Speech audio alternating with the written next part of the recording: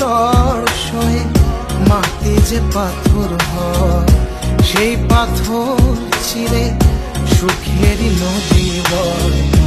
নদীটা দেখে সবাই